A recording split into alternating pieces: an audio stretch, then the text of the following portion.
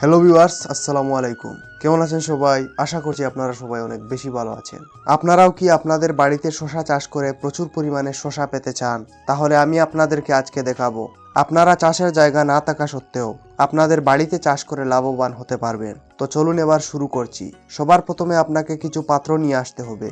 আপনারা বাঙ্গা বালতি বা যে কোনো ধরনের পাত্র নিয়ে নিতে পারেন। এখন এইসব পাত্রের ভিতরে কিছু কিছু ঘাস ভরে নিতে হবে। তারপর আপনাকে এগুলির ভিতরে ভরতে হবে ঝুরঝুরে মাটি। মাটি দেওয়ার পর আপনাকে কিছু কিছু গোবর দিয়ে দিতে হবে। এখন নিয়ে আসেন জল পান করার ওয়ান টাইম গ্লাস এবং একটি তাতাল নিয়ে বা আপনারা লোহা গরম করেও এই সেদগুলি করতে পারেন। সব গ্লাসগুলিতে এভাবে ভালো করে সেদ করে নেবেন এবং এই সেদ করা গ্লাসগুলিকে লাগিয়ে দিন পাত্রের সাইডে, ঠিক এইভাবে আমি যেভাবে লাগাচ্ছি। সবগুলি গ্লাস লাগানো শেষ হয়ে গেলে এখন নিয়ে আসতে হবে শসার চারা। আপনাদের যদি শসার চারা বানানো না থাকে তাহলে আপনারা এই জায়গায় বীজ পুঁতেও কাজটি করতে পারেন। এখন চারাগুলিকে একটু মাটি সরিয়ে ঠিক এইভাবে বসিয়ে দিন। সবগুলি চারা রোপণ করা শেষ হয়ে গেলে এখন ভালো করে পানি দিয়ে দিন। পানি দিলে গাছগুলি আর মারা যাবে না। এখন আপনাকে দিতে হবে ডিমের কুসা। ডিমের কুসা ডিম খেয়ে সাধারণত সবাই ফেলে দেয়, কিন্তু আপনারা আর ফেলবেন না, আপনাদের গাছে ইউজ করবেন।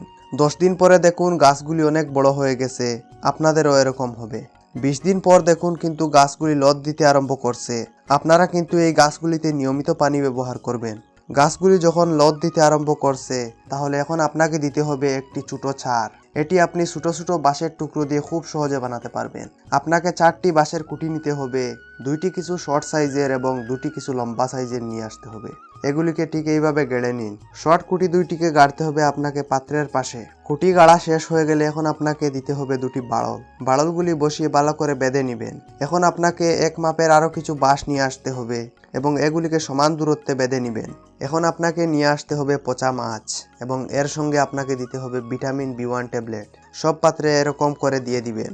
এখন এই গ্লাসগুলির উপর দিয়ে দিবেন কিছু কিছু পরিমাণ শুকনো গোবর সার এবং গাছের গুঁড়ায়ও কিন্তু গোবর সার দিয়ে দিবেন এবং সব পাত্রগুলিতে এখন ভালো করে পানি দিয়ে দিবেন।